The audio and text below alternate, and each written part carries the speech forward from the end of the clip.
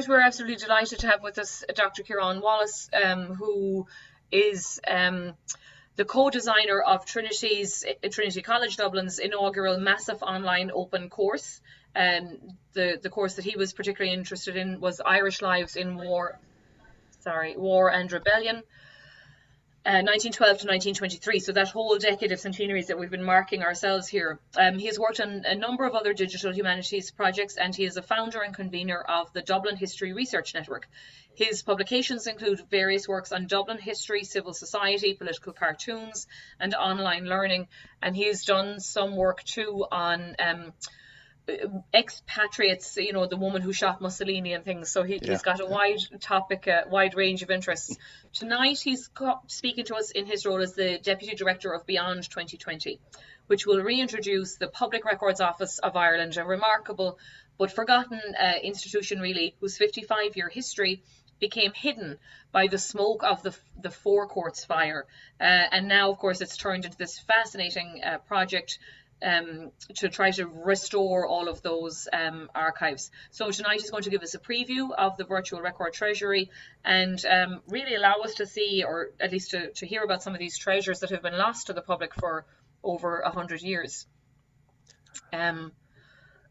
So Ciarán, you can turn back on your camera. Great stuff. My camera, is it off just again? Locked at the moment. No, if you can just let the camera open. It's locking me to open the camera there.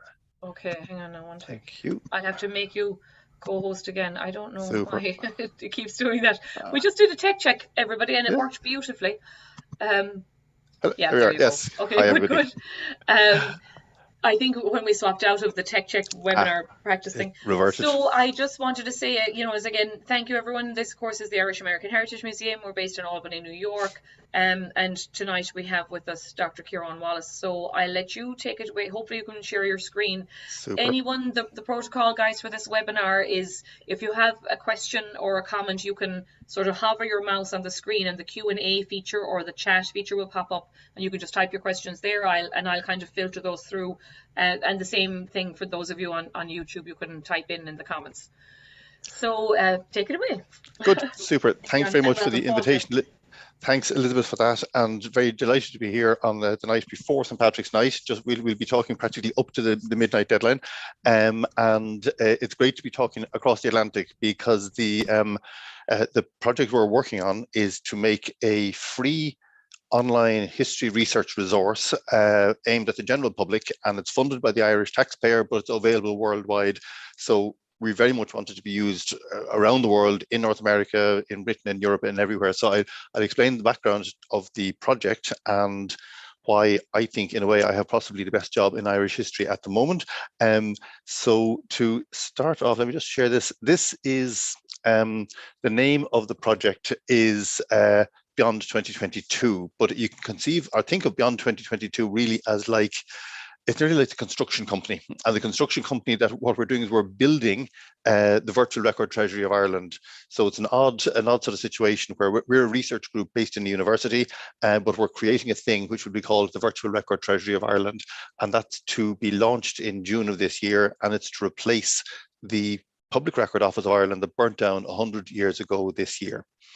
So just before we start, to give a sense, and sorry if this seems like a very basic thing to begin talking about, but it's about an archive, and I'm a historian. I use archives all the time, but only in this job have I come to really understand how archives work, if you like, what amount of effort goes into creating an archive. And an archive, as a basic level, it isn't just a haystack of papers and information. It's about organization, it's about structure, it's about making things findable. So there's no point in having an archive if you can't go in as a member of the public and say, I want to find this document from this year written by this person, and the archivist can give you a catalogue or allow you to find it.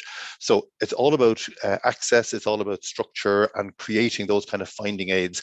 And in a time before computers, in a time before online searchability, making archives work, making a paper archive with old-fashioned paper index cards and lists of documents and stuff was hugely laborious and a hugely expert profession that kind of arose in the 19th century. So Ireland had a very unfortunate history of archival record keeping. If you imagine an archive or records, they're produced by the government. So we're talking here about the English government in Ireland, and they produce records for all sorts of reasons. They produce lists of judges in courts. They might produce lists of civil servants getting paid, how many candles are needed to light Dublin Castle, how many ministers do you need to minister for the prisoners in the prisons, how many battleships, all those sort of things you need, or who paid their tax, who didn't pay their tax, all those business records that the state creates. They're the working records of the state, the working records needed by civil servants. As they build up over time, like if I'm a civil servant in Ireland in the year 1800, I need to know what happened last year and the year before, as if it was a business. I need to know last year's business records to enable me to do this year's business. Am I improving? Am I getting worse? How did I do something in the last general election? I go back and find my records to find out how to do it. Ireland had records going right back to the Norman settlement here in the 13th century, but also we had a very long tradition of losing records by what I'd call accidental fire and theft. Records were kept, for example, back in the Norman era, talking in the 1300s, they kept the records in St. Mary's Abbey in Dublin because this was a stone building, it was secure, it was a monastery, a stone-built monastery on the north side of the River Liffey. The state, Dublin Castle, kept their records there because they were felt to be more secure. A fire in 1304 burnt down a load of records. Again, in 1711, there was a nice new stone building built on the banks of the river, which was the old custom house, built by, so it was now the middle of town, no longer the customs house, and they kept the Privy Council records. This was the most senior council, the most senior committee in the country. They kept their records in the Privy Council office, and they burnt down in 1711. Similarly, the Birmingham Tower, which is a large round medieval tower in Dublin Castle, it too had a fire. It didn't burn to the ground, but some records were lost in a fire. So there's constant accidental fires. Fires just happen in buildings that are made of a mixture of wood and stone and straw. The other thing that sort of damaged record keeping in Ireland over the centuries were corrupt officers. So I was talking there about archivists needing to keep records so that the public can have access. But if I have the key to the record room and you need access to prove that you own the piece of land or that you are entitled to some compensation from the state, you might have to pay me a bribe for me to produce the record for you to go to court and get your payment. So lots of corrupt officers over the years would snaffle. They would take records away with them and use them as a money-making thing for themselves rather than keeping them in official state premises. But also lots of just accidental stuff, like records were written on vellum, animal skins, written on parchment and on paper. These were all attractive to vermin, to mice, to moths, to weevils and things. So small rodents, vermin of all sorts, ate away at the records over the years. Records were kept in the attic of private individuals' houses. So you might have some clerk in some court and he might keep 20 or 30 years of records from his career in the attic of his house. His attic may not be secure, rain gets in and the records get sort of washed away or get damp. So there's a long tradition of sort of unfortunate record keeping in Ireland. And then strangely for Ireland, or uniquely for Ireland, I suppose, there was this odd habit in Ireland of senior British officials working here in Ireland for their career.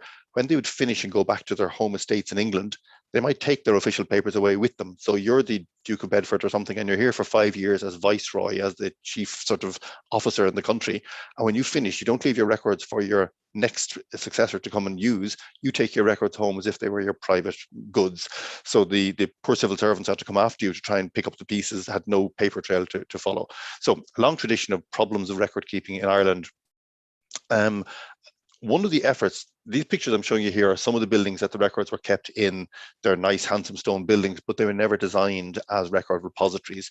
They're all built as either dungeons or court services or whatever, and they're not suitable for keeping records. So in the early 1800s, the Irish Record Commission was set up, and this was an English government body set up specifically. They hired a bunch of men to go out into all the Irish record repositories and archives and libraries, find the most important records and handwrite out transcriptions of them. So they would go and find records from the Cromwellian times, from Tudor times, from Norman times, write them out in very beautiful copper plate handwriting, and send them off to the printers. The printer would produce a couple of hundred versions, a couple of hundred copies of these, distribute them around the libraries of the world.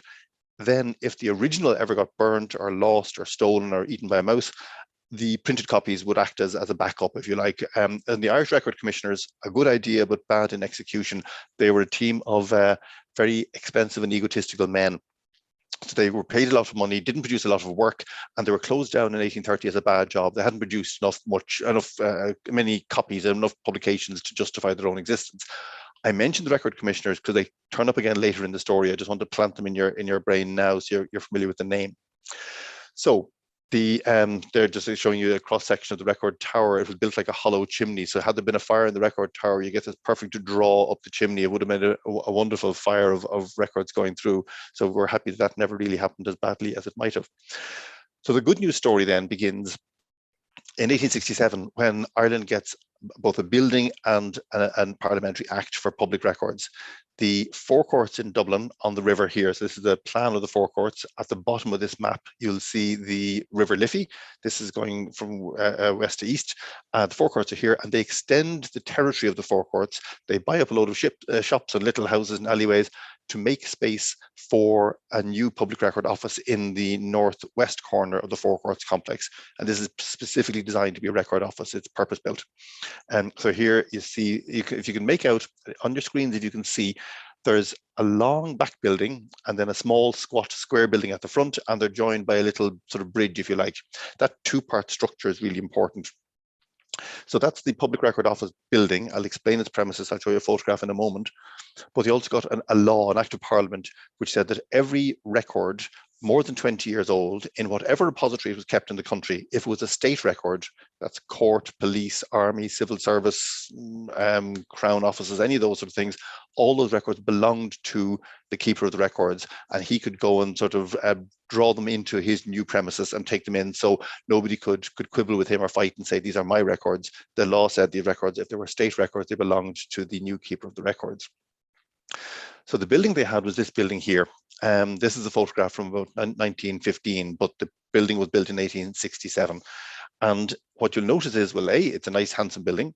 The front part of the building here, the square part, has chimneys up on the roof because it's where the staff work and where the public go to consult the records. And the chimneys on the roof are coming from open fireplaces that are used to heat the rooms. So this is the type of heating they had. So you had open fires, gas lamps, public and staff moving around, perhaps candles, perhaps people smoking. So this was a place of risk for paper and fire. Therefore, all the records, the actual precious records, were kept in this back building with the tall arched windows. And they call this back building here, it stretches back another couple of windows along, 10 windows along, was called the Record Treasury. And they called it, from the very beginning, they called it the Treasury because that's how they regarded the records that were in it as treasures. And it was designed with this gap in the middle. What you see, this sort of small wall between the two buildings, is like a stage wall or a false wall. It's hiding a gap. The two buildings are separated so that if there is a fire in the front building, if it went up in smoke, there'd be enough of a fire gap to save the back building and the precious records stored inside. So this, it was unusually modern for its time and built with all this in mind. To look at the interior of the building, here we have the interior of the reading room. So this is where members of the public went to consult the records. If you went in to look for who owned your land in the 1700s or something, you'd go in to the search room here. This is the only photograph taken inside the search room. Here you have the public counter along the front. These kind of writing desks that you'd fill in you'd consult a catalogue perhaps, and you fill in your order for the document that you wanted to call up. If you can make out along the front of the desk, this might be hard to see, there's little bundles of paper tied to the front of the counter. These little bundles of paper are the dockets that you tore off a string and you filled them out and you handed them in to the archivist here on the back behind the counter, and they would give the dockets to a staff member to go off into the back building and retrieve the record for you. And you would sit on the far side of the room here where these gentlemen are sitting, and they bring you down your records and you could read them under the careful, watchful eye of the archivist on duty. These two archivists here are D.A. Chart and Herbert Wood. Herbert Wood, we'll meet in a moment. He goes on to become he becomes the head of the archives over time. And D.A. Chart eventually sets up the Public Record Office of Northern Ireland after partition.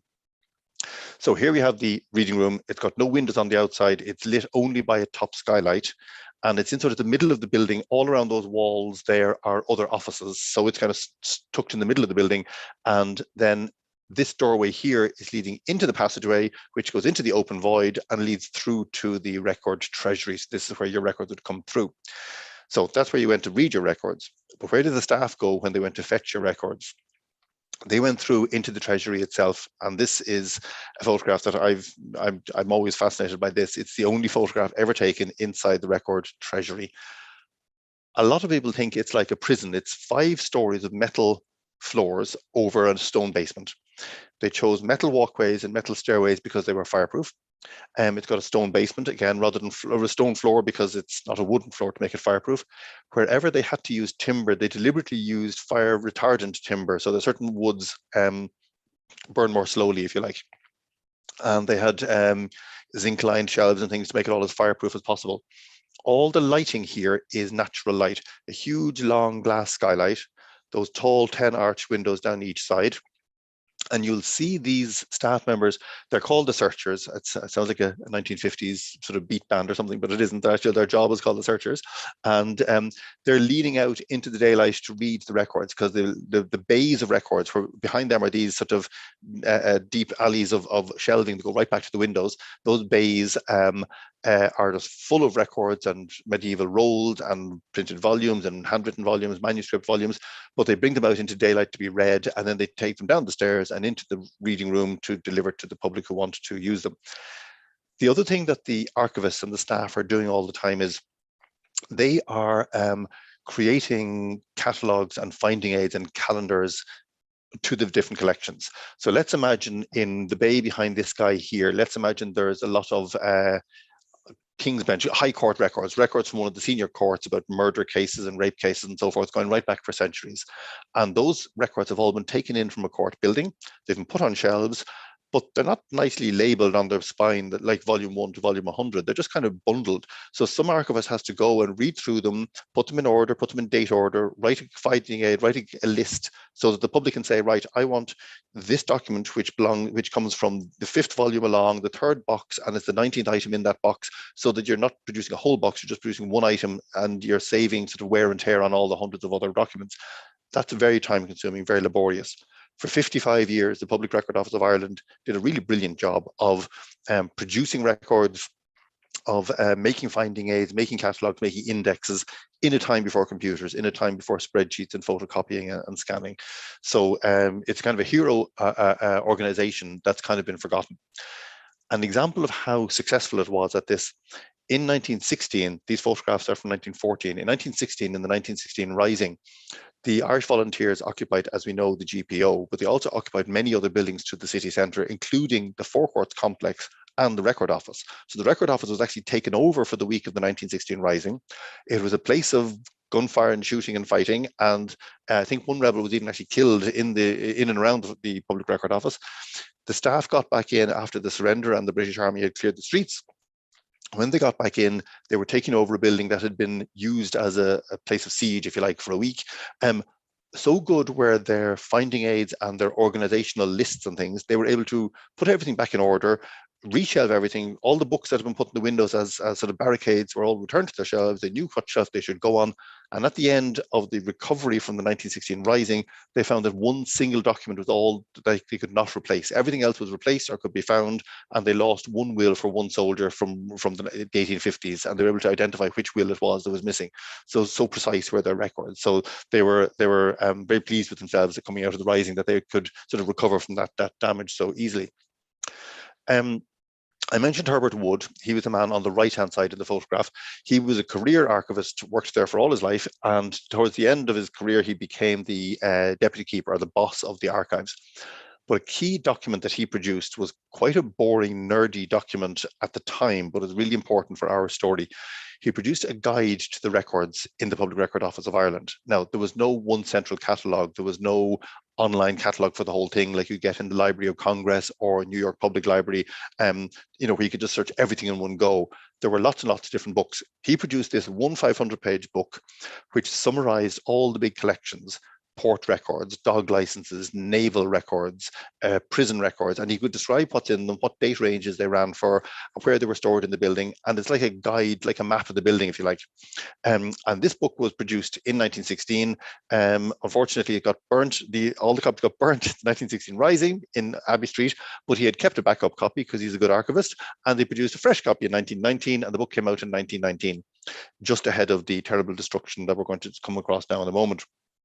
So Herbert Wood, a quiet, bespectacled man, but he's my hero because without him, we wouldn't know what was in the building to be able to do the job we're doing of trying to recover from the terrible loss of this building in 1922.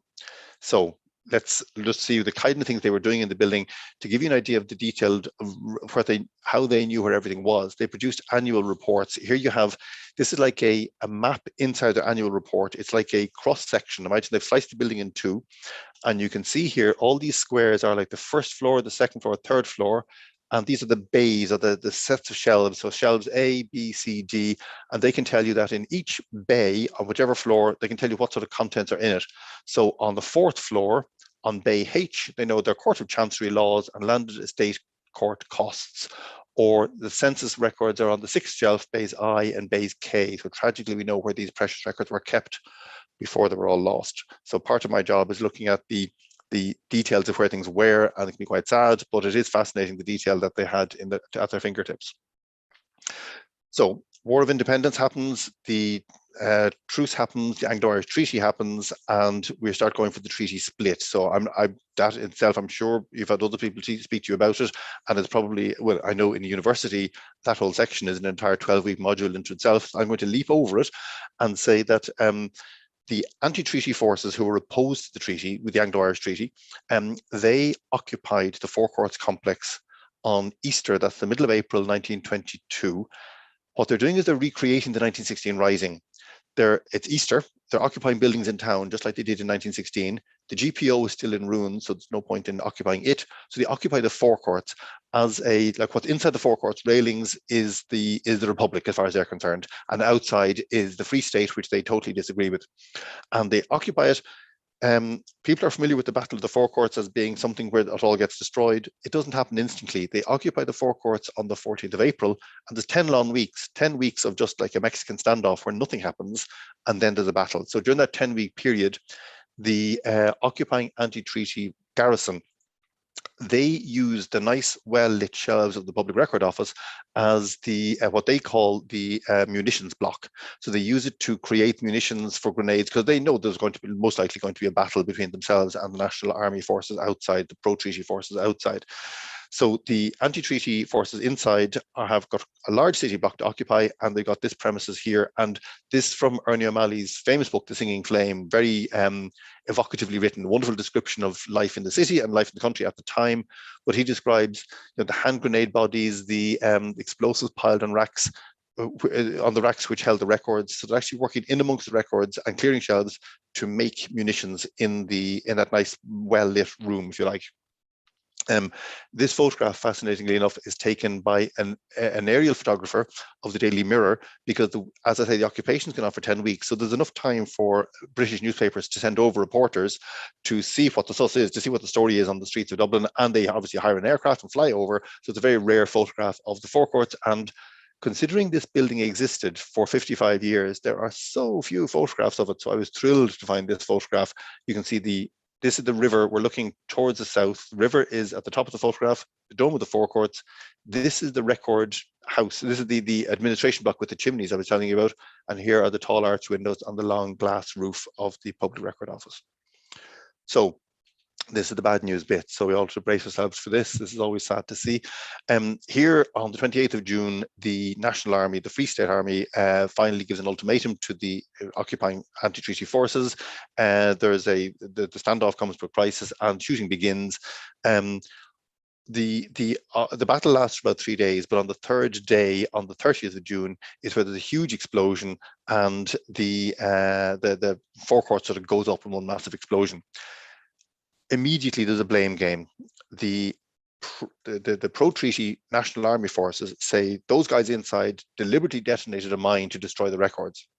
The guys inside say that's not true. We had munitions stored, but you guys are firing live ammunition shells into the building. What do you think is going to happen if you fire live ammunition into a building where there's armaments?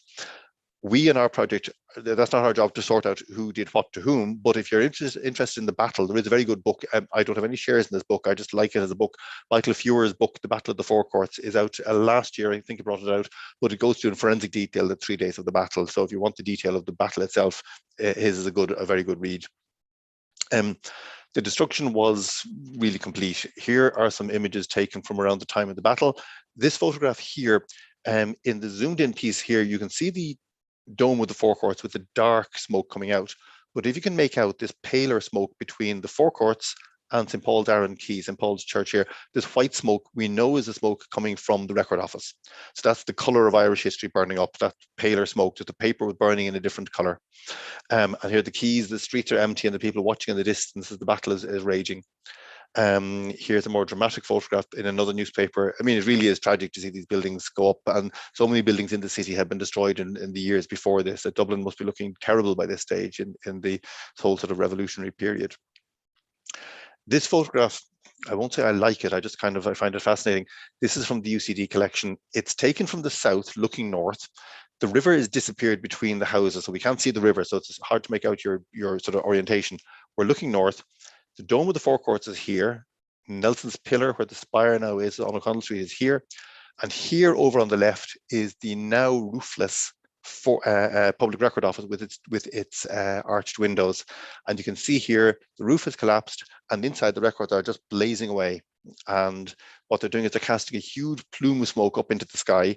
And the records, the papers are getting caught in the smoke and blown in a northeasterly direction, some as far out as Hope, about 10 miles out from the city and out into Dublin Bay, and they start falling on the street. So it's really like most are burnt and a few fragments fall onto the street.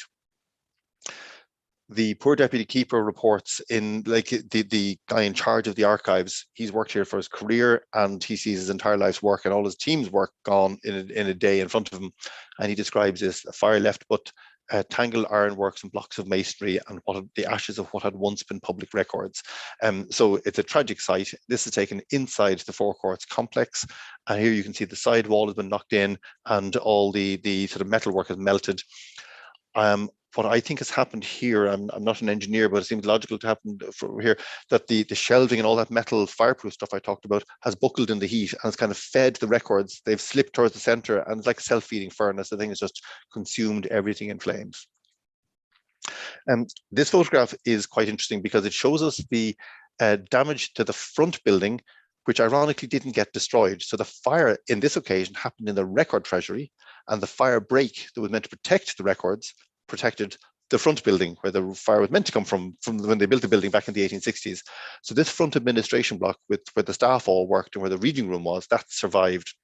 Here you can see how they had sandbags up on the roof and windows. I think these are books being used to make sand as kind of barricades in the windows, and you can see the damage, shell fire, quite an intense battle. This artillery hole in the side wall, if you see in the center of the artillery hole, there's a pale patch in the middle. That pale patch, the artillery has gone right through one office, right through the outer wall, right through an inner office and into the inside office, which is the search room where the archivist would normally sit and where you'd go as a member of the public. And just last week, we had a wonderful discovery, which was this photograph here. This photograph was erroneously described as a National Army soldier in a bombed factory. And I was looking at it and I thought, oh, hang on, this is a National Army soldier looking at a bomb factory. This is the reading room of the Public Record Office. This door in the background is the safe. It's the overnight security room. If you held out records, if you went in on a Monday, for instance, and you weren't finished your business with the records, and you said, I'll come back first thing tomorrow morning, they'd keep your records in the strong room for you to come back in the following morning. So in that strong room were kept records for people who never returned because the occupying force came in Easter of 1922, and the records stayed safely in there. Some sets of records stayed safely in there for the whole 10 weeks of the occupation. We know this is the reading room because we've identified that this fire guard here is the same one that we can see in other photographs. And this machine is a machine used by the anti-treaty garrison for them making their defensive weapons that they were using to defend themselves against the Free State forces. So that's all the bad news. Let's get on to some more good news and picking up the pieces. Here are some people photographed picking up scraps off the streets of Dublin in 1922. 7 centuries of Irish records went up in one afternoon. We and Beyond 2022 in our project are trying to restore that loss by finding copies and transcripts, and I'll explain to you how we're doing that and what the project is that we're working on. But to give you an idea of how many people are involved or what has come, it began with just 2 people, myself, Peter Crooks. It's Peter Crooks's sort of baby, his idea. We now are a group of 9 people and 5 partners and 60 other archives, so we've become much, much bigger. essentially the 3 state archives, the Dublin National Archives, the National Archives in London, and the Public Record Office of Northern Ireland in Belfast, are 3 national state-level archives that are working together on this project to track down replacement records that can replace the lost records that were burnt in 22. The Trinity College Library is involved in it as well, and so is the Irish Manuscripts Commission, another state body for dealing with old manuscripts, old Irish manuscripts.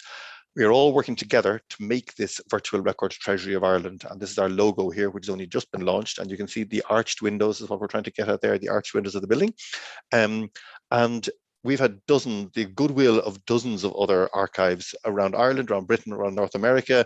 We've got friends in Europe, friends in Australia, who are archives, libraries, institutions who are prepared to share their goods with us because what we're producing is a free cultural public good. The first batch of records that we had to deal with were these salved records, and by salved they just mean saved records. These were straight after the fire. Staff from the Public Record Office of Ireland went back in when the dust had settled and the smoke had gone down, literally.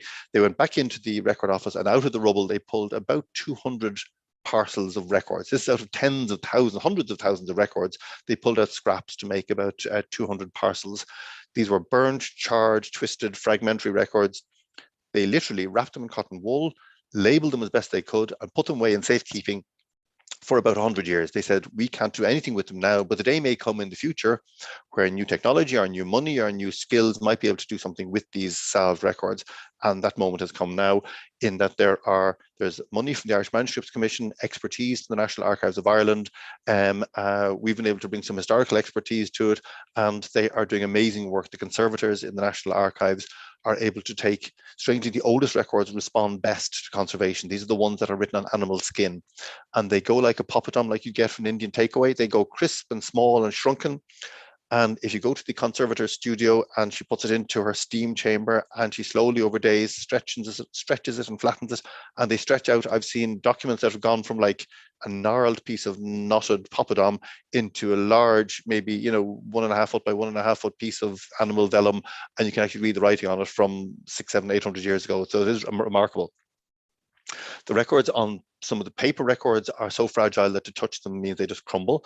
But other records, like this one here in the photograph, this is a medieval roll. And this is like, it's rolled like a huge toilet roll around a dowel or like a wooden stick, or like a broom handle. The outer layers have all been burnt away, and then the inner layers have been protected from the fire by the outer layers, which have turned to ash and fallen away. And now they have this kind of almost solidified mass. Probably, I'm sorry, this is a piece of rubble still attached to it, still adhering to it here. This writing is in Latin. Some of my colleagues, like Peter Crooks and other Paul Treasury, can read this writing, but it's layered. It's like a toilet roll. Behind this sheet, there's another sheet rolled under it and under it. Too brittle to be unrolled, but there's work going on with X-ray chromatography, where they can read like a CT scan. They can read through, or they're experimenting to see, can they read through the ink. This is written in, the ink has iron gall in it. The iron shows up on CT scans. So if you can set your scans to such a microfine level, you can read one layer and then adjust to read the layer below and then the layer below that. So there's amazing work being done technologically to try and get at the history trapped inside these documents.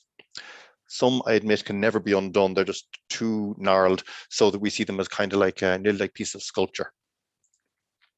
So, for example, here's our books that have been damaged by the Civil War. Like this, like a bullet or a shrapnel wound that's gone right through the book, like gone through maybe a few hundred pages. So what are we doing? How do we find our replacements? We look for copies that were made. So, for example, a clerk in the 1700s might be writing up a court record. He might make a second copy to go to the judge's offices. The first copy gets burnt in 1922. The second copy is in some judge's office down in County Cork or County Kerry. And we say, actually, that copy is now the only copy. So can we have an image of that and bring it back onto our shelf? We know where it belongs on our shelves digitally, like a virtual copy of it belongs on our shelves.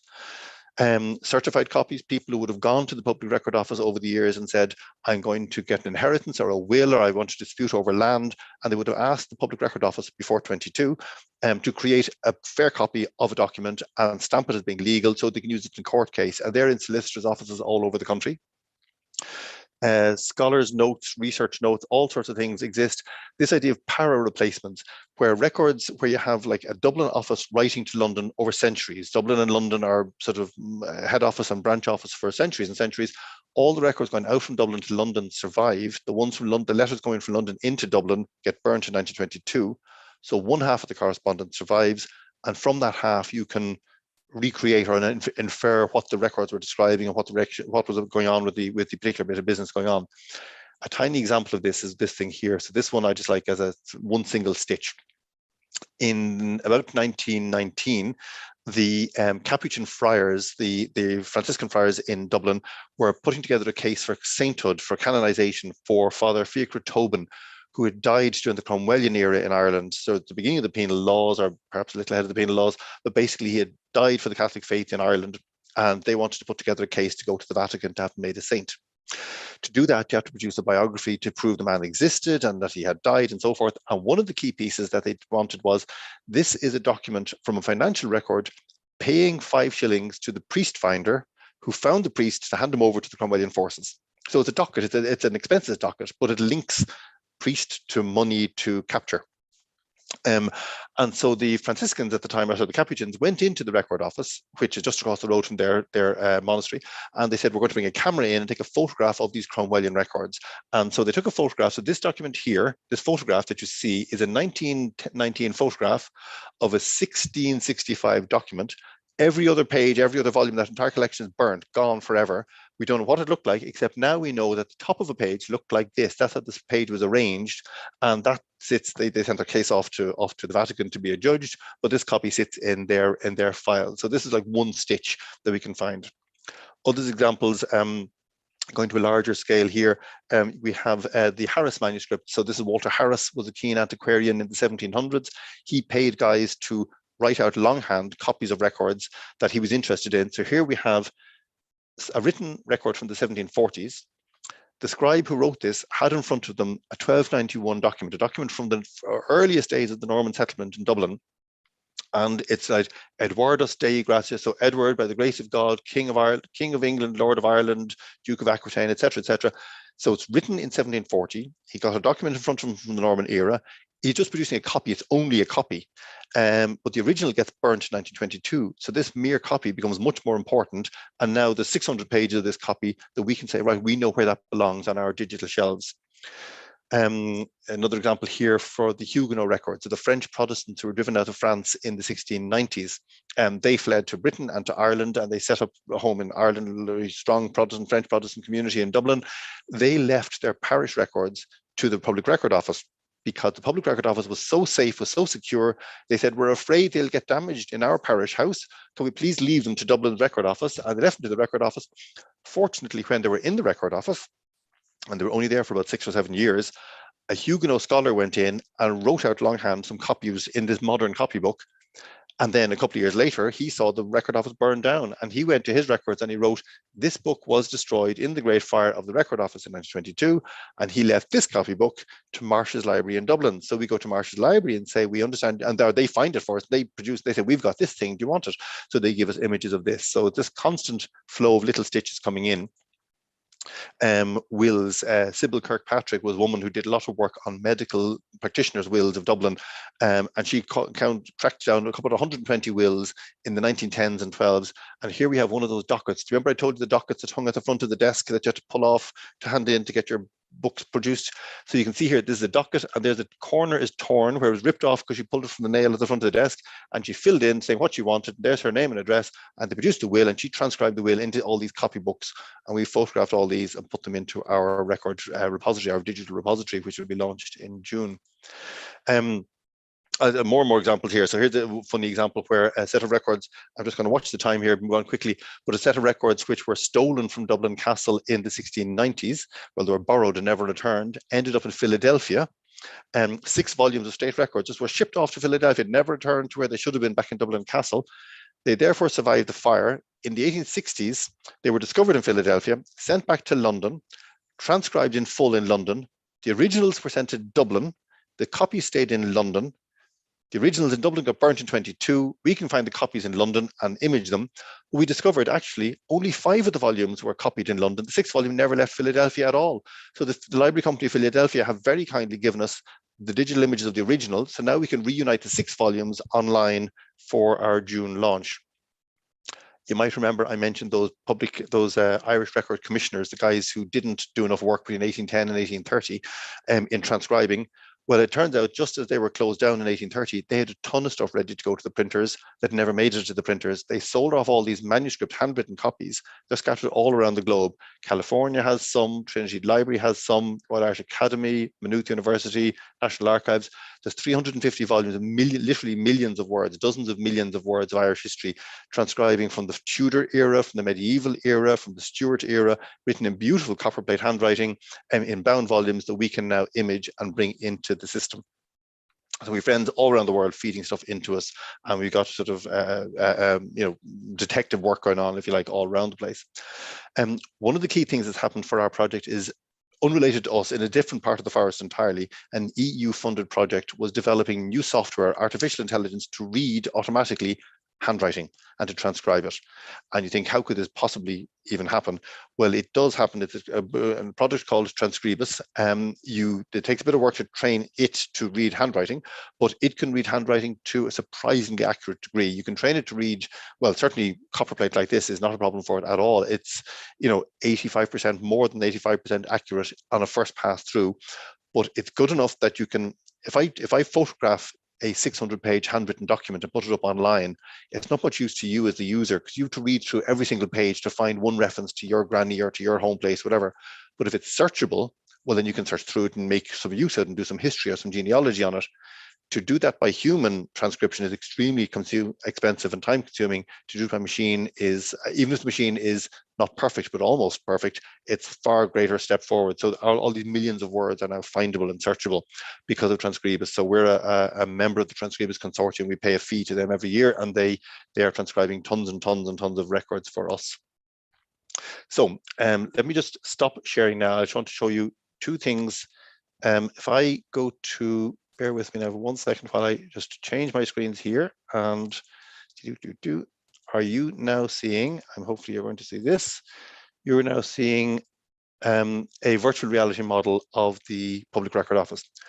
The front building survived, was badly damaged, and was reconstructed as the Court of Appeal. The back building completely destroyed. It's gone, no trace of it left. Well, a slight ground base is left, but nobody alive today has ever been in the back building, the Record Treasury itself.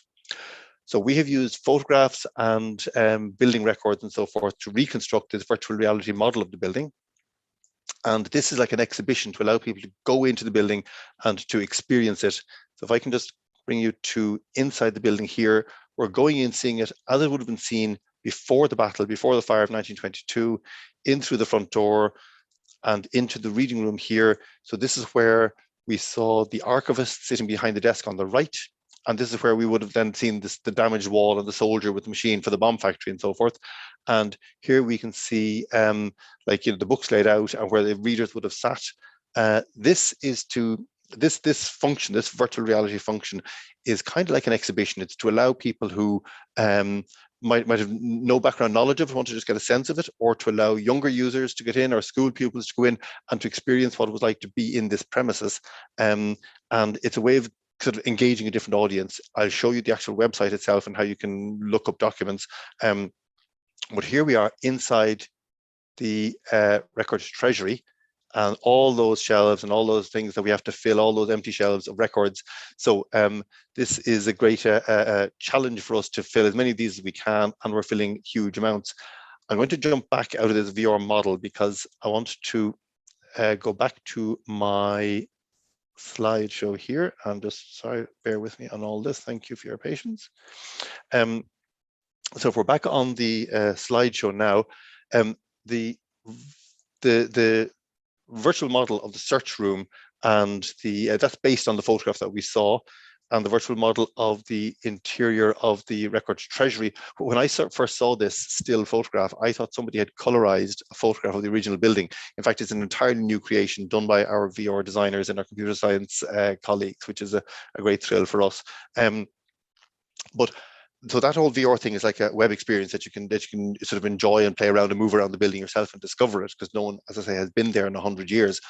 But the search interface that we'll open in June on the centenary, on the 27th of June this year, is called the Virtual Record Treasury of Ireland. And you can go in and search for, as you could in any catalogue, in any modern day catalogue, by name, by place, by date, and so forth.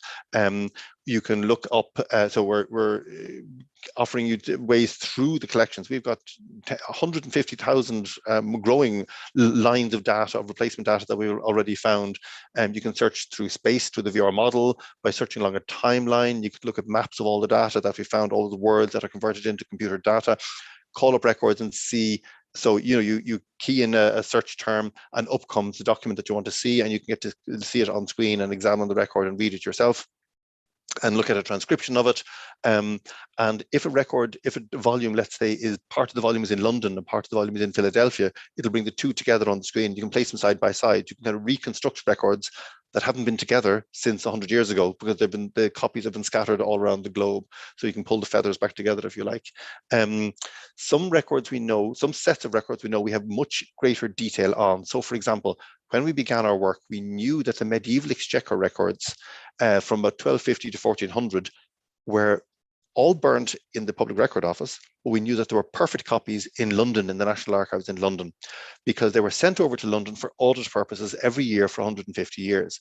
And they kind of sit there, not really much used. They're known, but not much used as a resource. So we've had a team of medievalists and Latinists working on them, doing a perfect transcription and translation and making them fully searchable online. So you don't have to buy an expensive book or know Latin.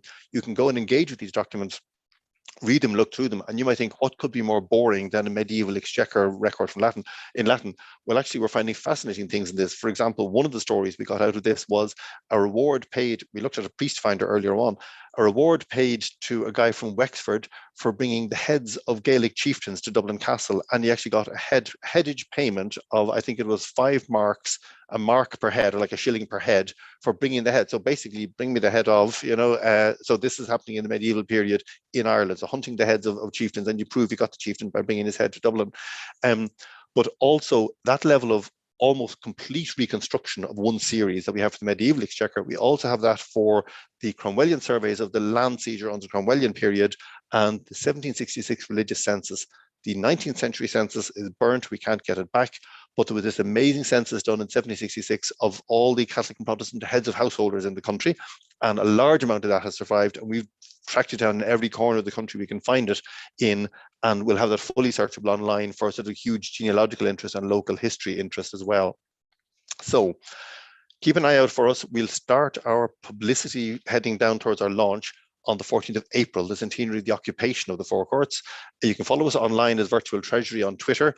And then as June comes along, you'll see a lot more coverage about the launch of the actual Virtual Record Treasury, and you'll be able to go online and search the whole thing fully and for free wherever you are in the world. So I will stop talking there, Elizabeth, and hand back to you. Well, honest to God, it's amazing, to be honest, Ciarán, really. I think some of it nearly sounds too good to be true is the wrong word, but it's amazing. It's kind of magic, like, in a way, isn't it? Sometimes we give out about technology, but isn't that a fascinating thing that all of these, and it's funny, like, that some of the other institutions might not have, digitized their own collections yet, or yes, shared them, and so it's kind of it probably will transform scholarship in certain fields, will it, as things become available? I think that's true. One of the things that pleased us a lot was the collaboration between the National Archives, Dublin, London, and Belfast. They all are genetically related, if you like. Like the Dublin Archive kind of grew out of the London Archive, and Belfast grew out of the Dublin Archive, but they've never collaborated on one project together until we came along. So they've been so generous and so good with their time and expertise. But now they're all helping to reconstruct something that links them all together, the old destroyed record office. But what you're saying, people who mightn't have digitized their collections, we have found by going to archives in North America and in Britain and so forth, and we would ask questions about certain collections and say, do you know the importance of what you have? Like this, what's just a copy on your catalogue is a copy of something where the original doesn't exist. So you've got the only copy, and they kind of go, oh gosh, we didn't quite get that. And then they're very happy to share their digital goods. And because what we're doing is a free public good, they're very willing to share in a way they wouldn't with the commercial organization. Yeah. No, it's actually, I wanted to ask you too, and anyone, don't forget, if you have a question, you just type it into the chat or the Q&A. Abby said, great talk. She quotes you in her dissertation. She says, oh gosh. I'd be scared to know.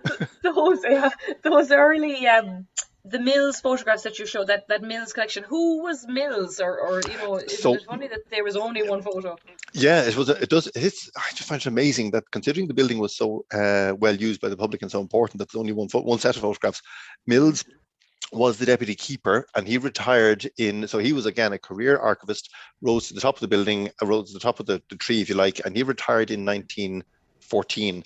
And as a retirement present, his colleagues got a photographer in, took photographs of the building and the staff.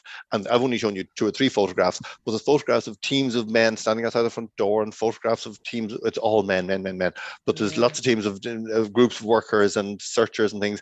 And they gave this to him as a photograph album, as kind of a keepsake. And then he unfortunately died within a year of retiring. And his widow presented the keepsake back to the Record Treasury as an item to put into their collection. So it was put into the collection. So that photograph album was in the front building that survived the fire.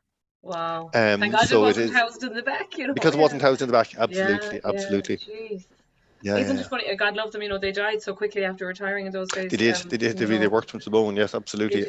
Well, I tell you, Herbert Wood didn't. Herbert Wood, I've the Dictionary of Irish Biography, which is this free online resource of things. So I had the pleasure of writing the entry for Herbert Wood. And Herbert Wood, he retired in 1922, heartbroken that his life's work had ended. And I was following up his career and thinking, well, obviously he goes to England. He's English born and works all his life in Ireland. I presume he goes home to England and dies in Bournemouth within 6 months. No, he lives until 1955 and continues busily working for Irish archives, and turns up for talks and writes articles and is contributing to the debate about Irish archives right through. I think he dies in his 90s. So wow. He's a stalwart man. It must have been heartbreaking for him to watch this 1922 stuff. It reminded me a little bit of 9/11 with the fragments of paper, burning. Yeah, sorry, I often think that. I mean, I know the loss of life is a completely different thing, but it does remind me. The heartbreak thing is very true, because we have a number of letters that pop up. So I've been looking at administration letters written in that front building, and then you can see there's the ordinary day-to-day business letters going on and the books of letters. They used to keep carbon copies of letters, and then they stop when the occupation begins, because there's no staff allowed in. And then they pick up again. In the books are all kind of scuffed and watermarked and all sorts of stuff, but they use the same volumes. They pick up again about July 1922. But on one page, they just write at the bottom of a page, they write something like the interregnum for the occupation of the forecourts, and just write that across the bottom of a page, which finishes in April and then starts again in late July, where they pick up with business. And there's a point where somebody writes in about the end of April, about a week into the occupation, somebody writes to the deputy keeper, who's the boss of the archives, who's Herbert Wood, and they say, somebody writes in about a bit of business saying, can you please check some files? Says, I do hope that the current situation is not inconveniencing you too greatly. And he's thinking, well, he's locked out of his archive, but he, of course, expects to get back in. They don't expect in the beginning that it's going to end up in this conflagration, but it does. Yeah. It does. Yeah. I read an account. I haven't read that book that you recommended, but I must. And I'm actually doing a series, or the museum, but it's normally me that does it. We are following month by month, the events of 1922. Right. So we're coming up. We just had our March 22 talk now, so. We'll cover that. But I remember a year ago reading something else, and it is a touchy subject, like who set off the bombs, kind of a thing, and all, But I did read, I think, was it Owen MacNeil or somebody going in and pleading with them, to please let them empty the archives at least, and of course no. Well, that was McHenry, who was a previous deputy keeper, and he has retired about 1908 or 1906, something like that, from the Record Office, and he now is in retirement age. He's the president of the Royal Society for Antiquaries, so he writes to the occupying forces and he writes to the Free State government, and he says, you do realise what's inside there is the entire record patrimony of Ireland. So please protect it. And both sides write back and say, of course we know how important this is. Nothing will happen. We'll protect it completely. But once the bullets start flying, all bets are off. Battles are totally unpredictable things, Well, and that was the other thing. And I know we have a question from Betty. I'll come to that now, Betty. But that was, it's actually not often that you see the visceral damage done to the building, like that shell going in the gate right and through. in the wall, Yeah, and you know. absolutely. Yeah.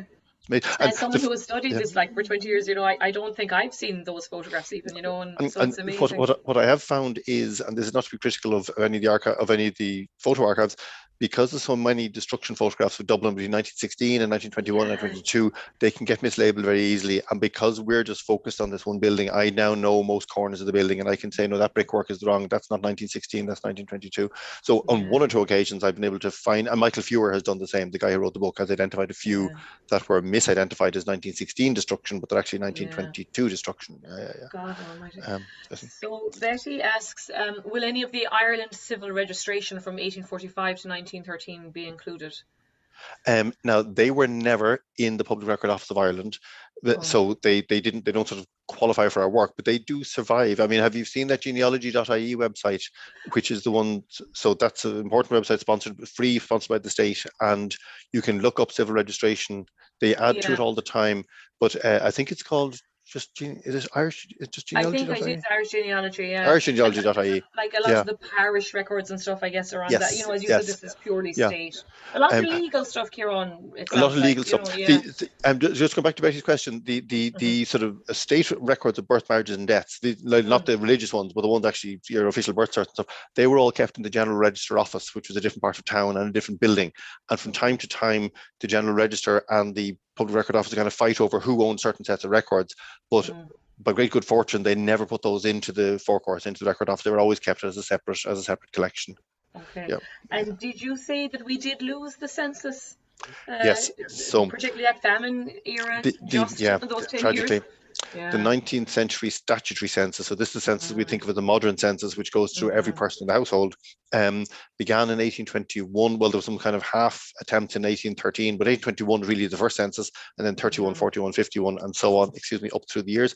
The 19th century statutory census, not all of it was destroyed in the 1922 fire, because some of it was deliberately destroyed earlier as policy.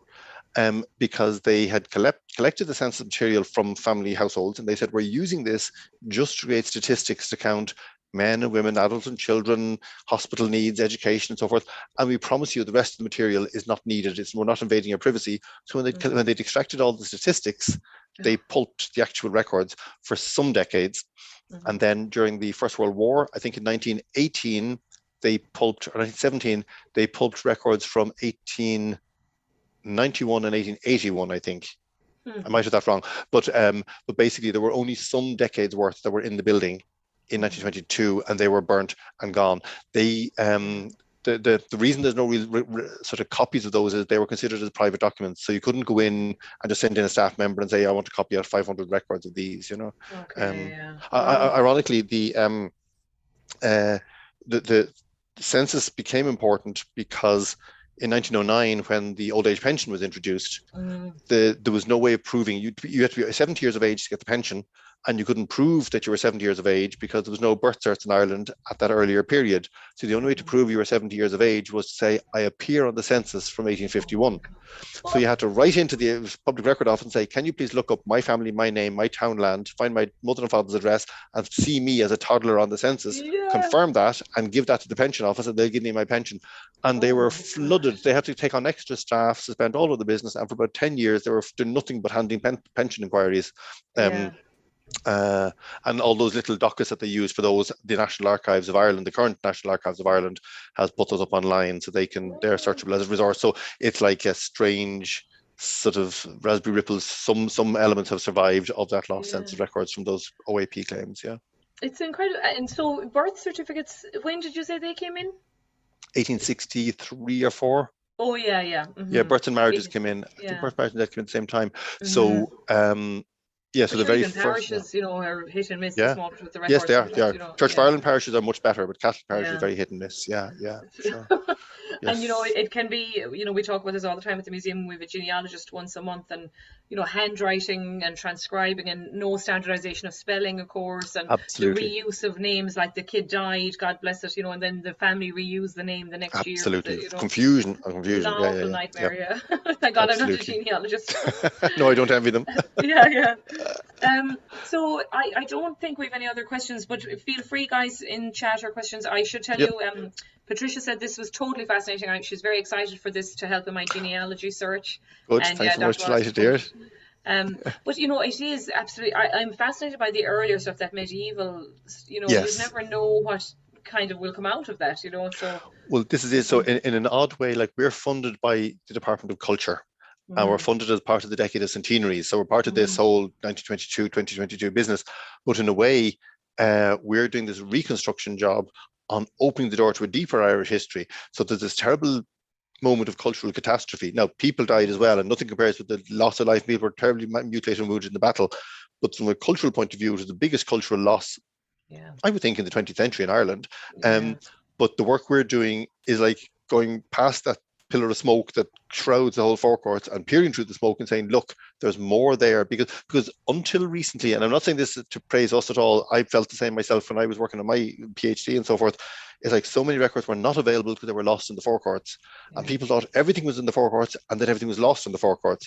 But the more we look at it, the more we think, well, no, some things were never in the forecourts, other things were in the forecourts, and there are partial copies around the world. So we're getting much clearer pictures as to what was there, what's replaceable, like an inventory of loss and an inventory of survival.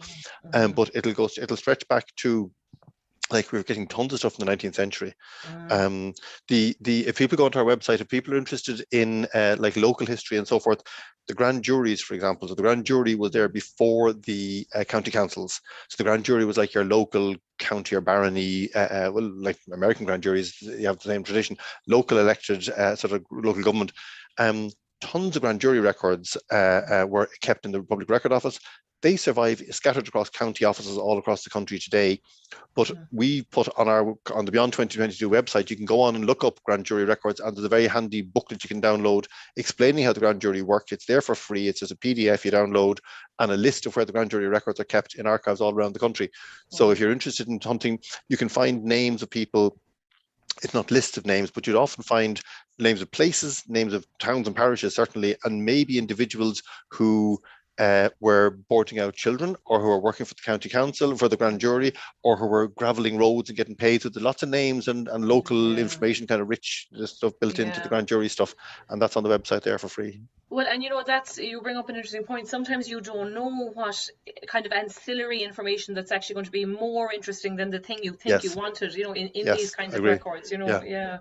I think one of the things, for instance, where we can't find records in the 19th century census, but you can possibly find something about, if you know where your ancestors lived, you can find out a lot about their particular parish. You can find out what was the average life like? Was everybody living in mud cabins, or were they nice little brick houses? And you know, were most people fishermen, or were most people farmers? And you can learn a bit about the context that they were living in. We all hunt for them. I did the same. I hunt for a name and a date and the previous name, the previous date. But to flesh it out a little bit and say, well, actually, what was it like to be in that street in 1880? You know, and that type of information would be available on the site. You know.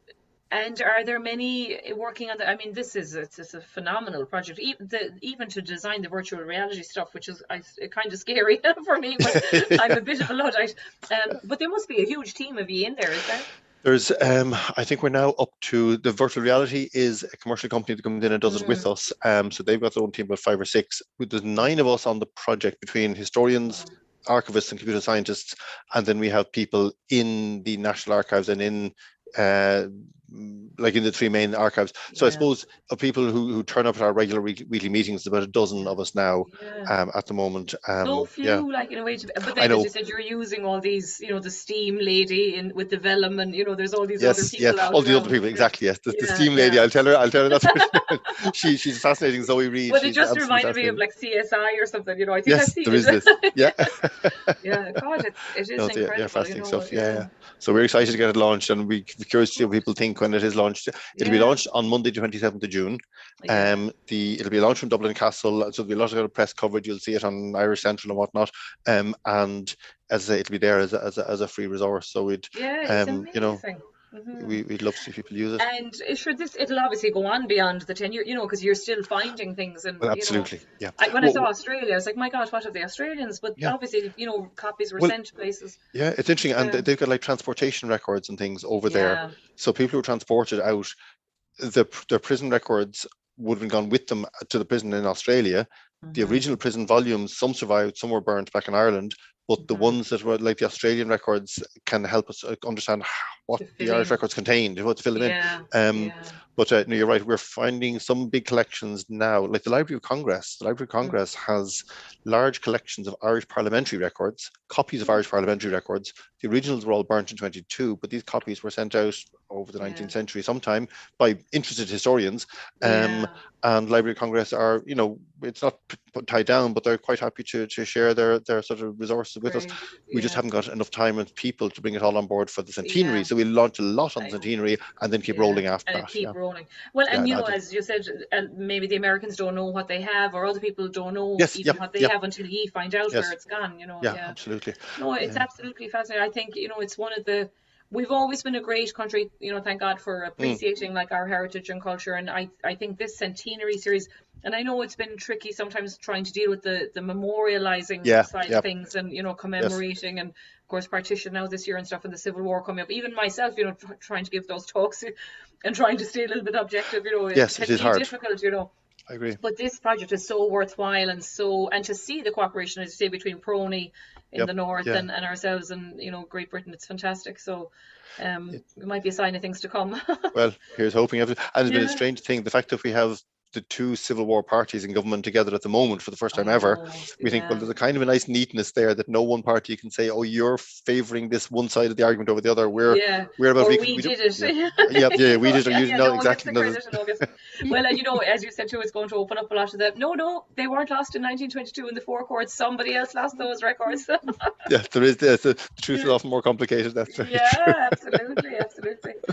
So listen, thank you very much, Dr. Wallace. I'm absolutely delighted. I know it was a tough time, and I'd love to have you come back in and talk about your other work at some stage. Sure, beyond 22, but I'll give you a year, to get over, or at least until after June. And I know now, of course, it's St. Patrick's Day at home. It is. Happy St. Patrick's Day to all there. We're just over the midnight now, so. Yeah, and I'm so sorry. I hope you had lots of tea to stay awake. But this has been absolutely, as I say, fascinating, and I think our members will love it, those that missed it. I should just say we have a couple of things coming up next week. Of course, we have the parade and stuff here in Albany on Saturday, and then our next talk again is next week on March 23rd. We've got Dr. Sonia Tiernan, who has just recently launched her book Irish Women's Speeches, The Voices That Rocked the System, because of course March is also Women's History Month. And then on the 24th we've got a folklorist, Michael Fortune, who runs a great website and a kind of a folklore collecting. He's based in Wexford in Ireland. He's going to talk about some of the folk ways and sort of country ways that maybe are on the way out. A lot of these traditions are dying out, so not only are we replacing our archives, but I think the oral side too, is very important. And people are becoming more aware of it. Much more aware. The movement of that now for sure. Yeah. And so, Bannock Díl off Éile Pádraig, I hope you have a bit of the wee plants over here. We should have a few sprigs. I've got my green jacket on, but I should have it. I know. I'm running out of clean green clothes at this stage, I swear to God. Betty says thank you. That's an amazing project. But thanks, absolutely. Thank you. And congratulations. It's fabulous. I'm very proud, I think, that, Ireland has invested in this and has been able to pull it together, because it's fascinating. And I think we'll probably be... a canary in the coal mine maybe for other projects, or it's been watched as we're talking to other archives. They're saying to us, what's your methodology? How did you do the framework on that? So there's a technological bit to it as well. Absolutely, blazing a path, and to make it available is the big thing. Too often these things are kind of elitist, or you have to know what you're doing when you're looking for a search guide. So to make it available like that, to non-academics, I think is fantastic. For democratizing access. Democratize, that's it, history for everyone. Absolutely. So, good. Thank you very much, okay. Dr. Wallace, and good night, our people. Stephen says thank you very much. Very fascinating and exciting. So safe home, all of the people online, and thank you very much for staying up so late with us tonight. Good.